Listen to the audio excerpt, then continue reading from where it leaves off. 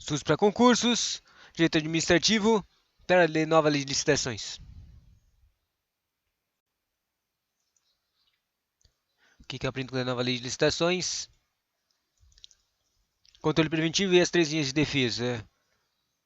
Isso aqui é interessante para o Alesp, né? Controle preventivo.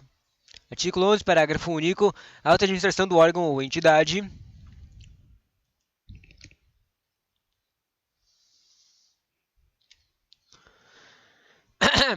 A alta administração do órgão ou entidade é responsável pela governança das contratações e deve implementar processos e estruturas, inclusive de gestão de riscos e controles internos, para avaliar, direcionar e monitorar os processos licitatórios e os respectivos contratos, com o intuito de alcançar os objetivos estabelecidos no caput deste artigo. Prover em ambiente íntegro e confiado. E confiável. Seleção da melhor proposta. Isonomia de competição. Evitar sobrepreço, preço inexequível e superfaturamento, inovação e sustentabilidade. Sobre governança pública, conjunto de mecanismos de liderança, estratégia e controle postos, em prática para avaliar, direcionar e monitorar a gestão com vistas à condução de políticas públicas e a prestação de serviços de interesse social. Gestão de risco tem uma fase preparatória, daí tem a licitação e depois a execução contratual. Análise dos riscos que possam comprometer o sucesso da licitação e a boa execução contratual. A licitação, o edital e o contrato poderão contemplar matriz de alocação de riscos entre as partes e, finalmente, na execução, a matriz de alocação de riscos deverá ser observada na solução de eventuais pleitos das partes. Sobre a integridade, é agir honestamente, confiavelmente e boa fé no interesse público. Isso tem a ver com conscientizar, garantir e responder. Conscientizar é a administração deve enfatizar, demonstrar e apoiar e promover a integridade. Garantir a administração deve assegurar que o ambiente interno seja propício para o seu pessoal expor violações éticas. E responder a administração deve responder às violações de integridade da maneira tempestiva e a coletividade. Artigo 169. As contratações públicas deverão submeter-se a práticas contínuas e permanentes de gestão de riscos e de controle preventivo, inclusive mediante a adoção de recursos de tecnologia da informação. Sobre a tecnologia de informação, ela está no artigo 19. Os órgãos de administração com competência regulamentares relativas às atividades da administração de matérias de obras e serviços de licitações e contratos deverão 3. Instituir sistema informatizado de acompanhamento de obras, inclusive com recursos de imagem e vídeo, que é a tecnologia da informação. Ela também está no artigo 174, parágrafo 3. O PNCP, que eu não sei o que significa, deverá, entre outras funcionalidades, oferecer PNCP, um sistema de planejamento de gerenciamento de contratações. Tem que oferecer isso, esse sistema de gerenciamento, incluindo o cadastro de atesto de cumprimento de obrigações das empresas contratadas. E também tem que ter um sistema de gestão de compartilhada com a sociedade de informações referentes à execução de contrato, que possibilite envio, registro e armazenamento de divulgação de mensagens de texto e imagens pelo interessado previamente identificado, ou seja, o técnico de controle social, isso aqui. Também tem que o sistema tem que ter o acesso ao sistema de informatizado acompanhamento de obras, que se refere ao inciso 3 do caput do artigo 19 dessa lei. O sistema também tem que ter a comunicação entre a população e representantes da administração e de contrato dos designados para prestar as informações e esclarecimentos pertinentes. Depois, no artigo 169, parágrafo 1, diz: na forma do regulamento e implementação das práticas que se refere ao caput deste artigo, será de responsabilidade de alta administração de órgãos ou entidade levará em consideração os custos e os benefícios decorrentes de sua implementação, optando-se pelas medidas que promovam relações íntegras e confiáveis com segurança jurídica para todos os envolvidos e que produzam os resultados mais vantajosos para a administração com eficiência, eficácia e efetividade das contratações públicas. O princípio de segurança jurídica comporta dois vetores básicos: a perspectiva de certeza, que indica o conhecimento seguro de normas de atividades jurídicas, e a perspectiva de estabilidade, mediante a qual se difunde a ideia de consolidação de ações administrativas. No decreto de lei 4657 de 4.657, que é a Lei de Instruções de Normas Brasileiro, diz: artigo 30. As autoridades públicas devem atuar para aumentar o quê? A segurança jurídica na aplicação das normas, inclusive por meio de regulamentos, súmulas e administrativas e também respostas às consultas. O parágrafo único diz: os instrumentos previstos no caput deste artigo, que são a segurança jurídica usando regulamento, súmula administrativa e respostas, terão caráter vinculante em relação ao órgão ou entidade que se destinam até a ulterior revisão. Sobre a nova lei de licitações, algumas expressões que as ocorrências delas no texto da lei. Na forma do regulamento da regulamentação específica, acontece duas vezes. E por que isso é importante? Na verdade, eu não sei. Não consigo, não estou criando uma relação do que, por que esses trecos aqui são importantes. Mas se você pensar na coisa que está aqui, ó, a segurança jurídica são os trequinhos, regulamentos, súmulas administrativas e respostas. E daí, na maioria desses trequinhos aqui que a gente está falando dos regulamentos, ou seja, todos esses regulamentos que estão falando aqui, no meio da lei de licitações, são os trecos que, para garantir um tipo de segurança jurídica, a segurança jurídica aqui, que é o próprio princípio que está escrito na própria lei de licitações. Daí ela fala aqui, na forma do regulamento de regulamentação específica, ocorre duas vezes, e agora eu vou parar de falar ocorre e vou falar o número só. Instituídos em regulamento específico uma vez, na forma do regulamento 13 vezes, na forma disposta no regulamento duas vezes, na forma de estabelecida em regulamento uma vez, nos termos dispostos em regulamento uma vez, regulamento deverá dispor uma vez, observado disposto em regulamento uma vez, nos termos de regulamento duas vezes, serão definidas em regulamento uma vez, serão estabelecidas em regulamento uma vez.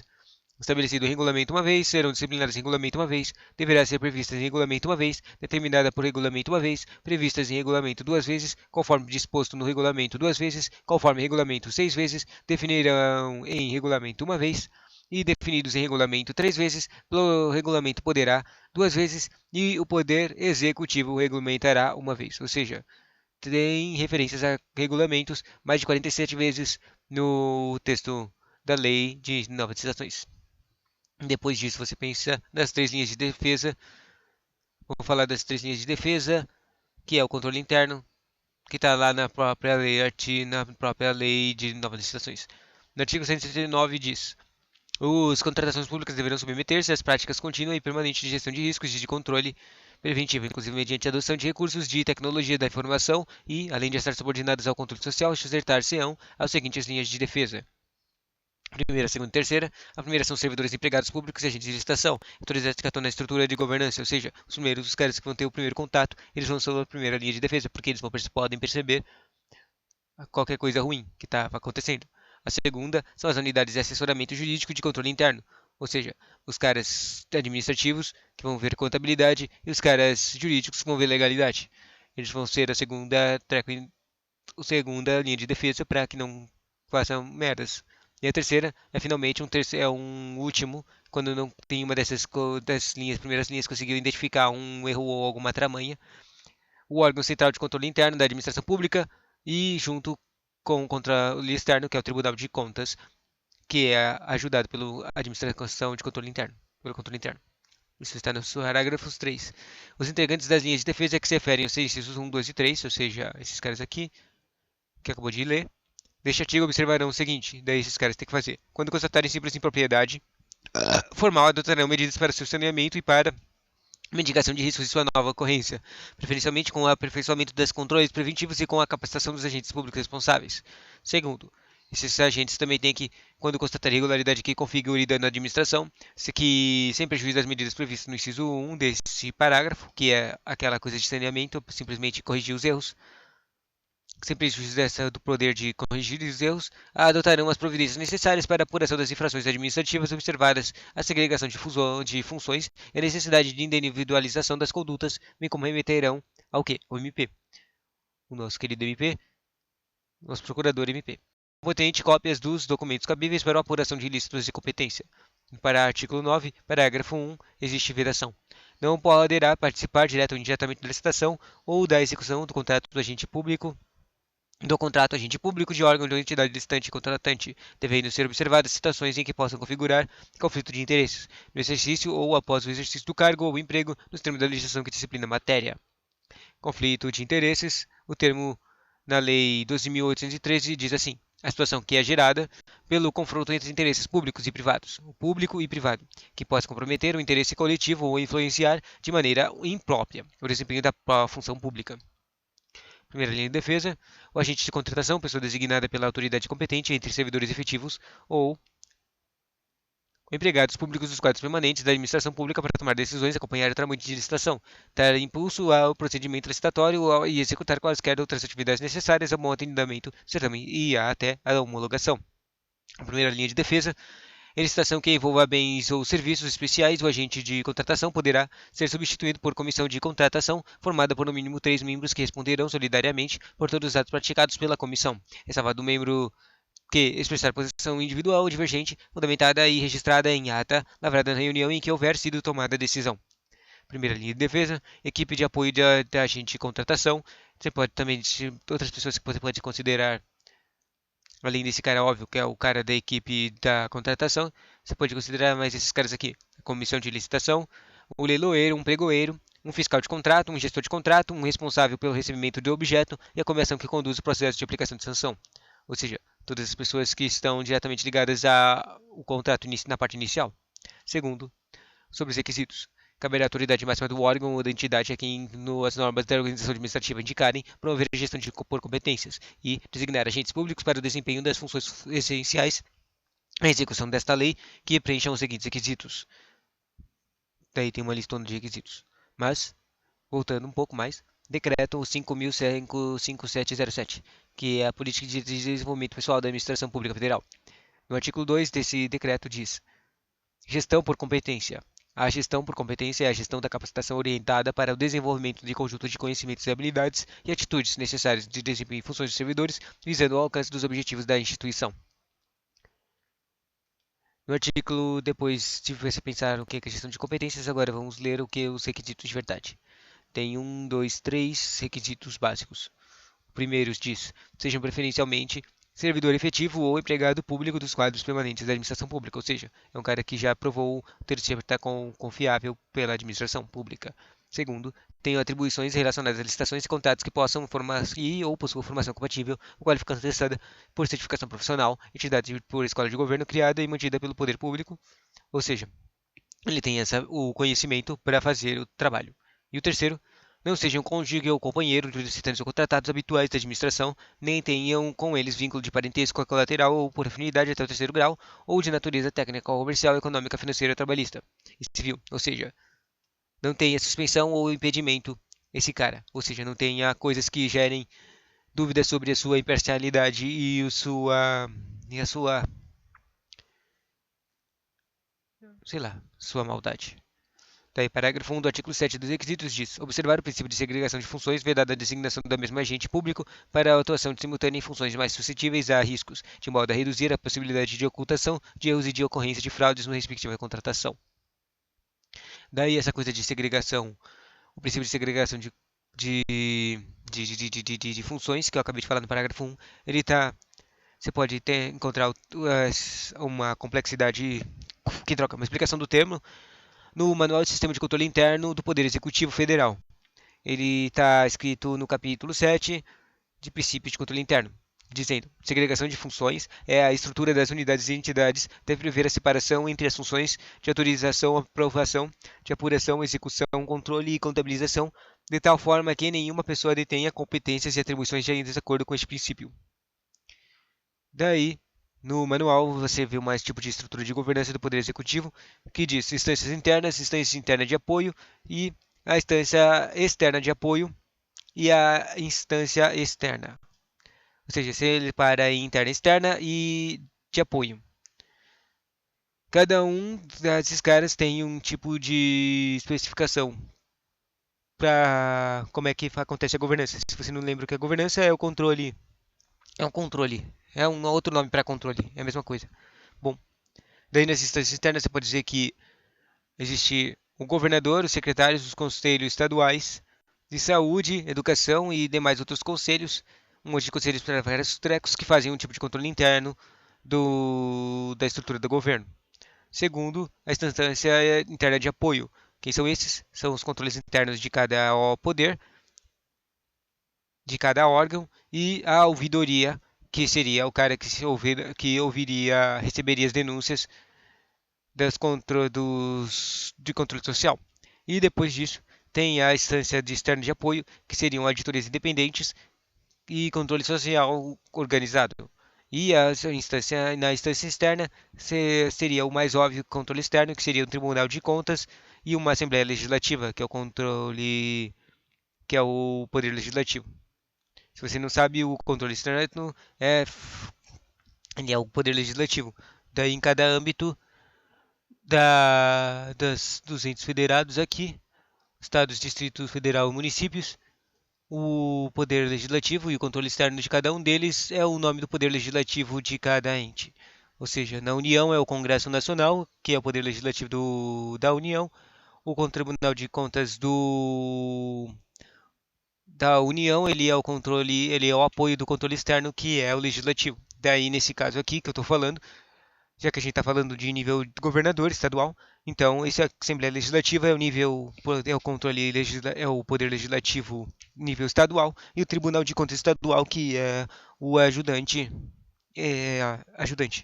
Bom, depois disso a gente falou dos caras contratados básicos, daí vem a segunda linha de defesa que a gente falou agora há pouco, que está no artigo 8, parágrafo 3. As regras relativas à atuação do agente de contratação e de equipe de apoio ao funcionamento de comissão de contratações e à atuação de fiscais e gestores de contratos de que trata esta lei serão estabelecidas em regulamento e deverão ser previstas a possibilidade deles contarem com o apoio dos órgãos de assentamento jurídico e de controle interno para o desempenho das funções essenciais à execução dispostas nesta lei. No 53, diz: ao final da fase preparatória, que falou agora há pouco, o processo licitatório seguirá para o órgão de assessoramento jurídico da administração, que realizará contrato prévio de legalidade mediante análise jurídica da contratação. Na elaboração do parecer jurídico, o órgão de assessoramento jurídico da administração deverá 1. Ele deverá, primeiro, apreciar os processos licitatórios conforme critérios objetivos prévios de atribuição de prioridade. Segundo, ele deve redigir sua manifestação em linguagem simples e compreensível de forma clara e objetiva, com apreciação de todos os elementos indispensáveis à contratação e com exposição dos pressupostos de fato e de direito levados em consideração em análise jurídica. Parágrafo 4. Na forma deste artigo, o órgão de assessoramento jurídico da administração também realizará controle prévio da legalidade de contratações diretas de acordos, termos e cooperações, convênios, ajustes e adesões a atas de registro de preços e outros instrumentos congêneres e de seus termos aditivos. Artigo 10. As autoridades competentes e os servidores públicos que tiverem participado dos procedimentos relacionados às licitações e aos contratos de que trata esta lei precisarem defender-se nas esferas administrativas, controladora ou judicial em razão do ato praticado, com estrita observância da orientação constante e em parecer jurídico, elaborado na forma do parágrafo 1 do artigo 53 desta lei. A advocacia pública promoverá, a critério do agente público, sua representação judicial ou extrajudicial. Parágrafo único do 168. Recursos e pedidos de consideração. O parágrafo único diz: na elaboração de suas decisões, a autoridade competente será auxiliada pelo órgão de assessoramento jurídico, que deverá dirimir dúvidas e subsidiá-la com as informações necessárias. Se você lembrar o que a gente leu agora há pouco, uma autoridade competente seria a primeira linha de defesa, ou seja, o órgão, no caso ali, o tipo do governador, né? Que tinha entrado em contato com isso aí e seria o primeiro pessoa do treco. Depois, o assessoramento jurídico é o caricha lá, se lembra? Que ele era o cara de controle, o contabilidade, o cara de dinheiro e o cara de legalidade. Esse é o assessoramento jurídico que está escrito aqui. E que deverá dirimir dúvidas e subsidiá-la com as informações necessárias. Ou seja, se ele criar dúvidas sobre os processos, ele pode perguntar e depois ele tem que conseguir as informações necessárias para verificar se responder essas dúvidas dele, entendeu? No artigo 19, os órgãos de administração com competências regulamentares relativas às atividades da administração de materiais de obras e serviços de licitações, contratos deverão. Daí só tem uma coisa aqui. Será que isso aqui vai estar falando da segunda linha de defesa? Instituir com o auxílio dos órgãos de assessoramento jurídico, né? Falou aí o segundo cara, e do controle interno, modelos de minutas de editais, de termos de referência e de contratos padronizados e de outros documentos admitidos à adoção de miniaturas de poder executivo federal por todos os entes federados. Interessante. Artigo 117, parágrafo 3. O fiscal de contrato será auxiliado pelos órgãos de assessoramento jurídico. Você lembra que o fiscal de contrato ele é o cara da primeira linha de defesa, o segundo cara da linha de defesa é o assessoramento jurídico e do controle interno da administração, que é o terceiro. O controle interno é o terceiro nível da administração de defesa, que deverão dirimir dúvidas e subsidiá-lo com informações relevantes para prevenir riscos de execução contratual. Agora, para terminar o conteúdo sobre a terceira linha de defesa, aqui, controle social. Interessante. Isso aqui seria muito legal se caísse em algum conteúdo de redação. Bom, o órgão central de controle interno da administração e o Tribunal de Contas são os terceira linha. No artigo 170, os órgãos diz. Se lembra que isso aqui é tudo da nova legislação, tá? Os órgãos de controle adotarão, na fiscalização dos atos provistos nesta lei, critérios de oportunidade, materialidade, relevância e risco de consideração de razões, apresentadas pelos órgãos e entidades responsáveis e os resultados obtidos com a contratação, observado o disposto no parágrafo 3 do artigo 169. Artigo 170, parágrafo 1. As razões deverão ser encaminhadas aos órgãos de controle até a conclusão da fase de instrução do processo e não poderão ser desentranhadas do dos autos. A omissão na prestação das informações não impedirá as deliberações dos órgãos de controle, nem retardará a aplicação de quaisquer dos seus prazos de tramitação e de deliberação. Os órgãos de controle desconsiderarão os documentos impertinentes, meramente protelatórios ou de nenhum interesse para o esclarecimento dos fatos. Qualquer licitante contratado ou pessoa física ou jurídica poderá representar aos órgãos de controle interno ou ao Tribunal de Contas competente contra irregularidades na aplicação desta lei. Interessante, né? Fiscalização de controle, a oportunidade de manifestação de aos gestores. Está no artigo 161. Procedimentos objetivos parciais e técnicos. Nos regimes de empreitada de preço global ou integral, contratação semi-integrada e integrada, além da análise técnica, perquirir a conformidade do preço global com os parâmetros de mercado para o objeto contratado, considera inclusive a dimensão geográfica.